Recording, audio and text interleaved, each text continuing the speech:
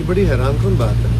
میں ابھی آج صبح ہی پتہ چلا کہ انٹرنیٹ کے سروسز جو ہیں اور فون جو ہیں بالکل بند کر دیے گئے ہیں کیونکہ فون کام نہیں کر رہے. یہ ایک بڑی اچنبے کی بات ہے. کمیونیکیشن کا ایک بڑا ذریعہ ہے اتنے بڑے حلقوں میں, اور خود الیکشن کمیشن کے لیے ایک بڑا مسئلہ ہے. یہ کیسے ہو پائے گا ابھی تو سمجھ نہیں آ رہی. اس کے بارے میں انکوائر کرتے ہیں. اور ابھی کچھ خبریں یہ بھی ہیں کہ کچھ لوگوں کے گھروں پہ رات کو بھی چھاپے مار کے ان کو گرفتار کرنے کی کوشش کی, گھروں کو ہراساں کر لوگوں کو کرنے کی کوشش کی. یہ بڑا افسوسناک ہے, بڑا تکلیف دہ ہے.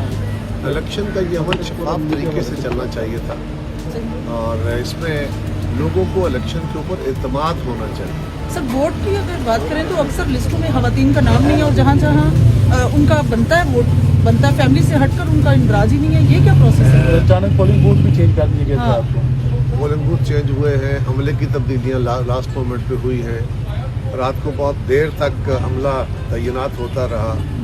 پولنگ لسٹیں بھی یقیناً بہت سارے پرابلم اس میں آئے ہیں کہ ایک جگہ کے ووٹ دوسری جگہ بنے ہوئے ہیں, دور دور پولنگ اسٹیشن بنا دیے گئے.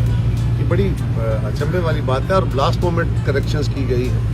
تو ابھی میں اس کے بارے میں کچھ نہیں کہہ رہا, میں صرف اپنی آبزرویشن دے رہا ہوں. لیکن ابھی ہم انکوائر کر رہے ہیں کہ کیا ہو رہا ہے. سر امن و امان کی صورتحال کے بارے میں اگر دیکھا جائے تو کس حد تک یقینی ہے, جس طرح کی رات کی بے یقینی جیسی صورتحال ہے؟ کل جو واقعات ہوئے وہ قابل مذمت ہیں, ہم اس کی شدید الفاظ میں مذمت کرتے ہیں, اور ہمیں یہ دیکھنے کی ضرورت ہے.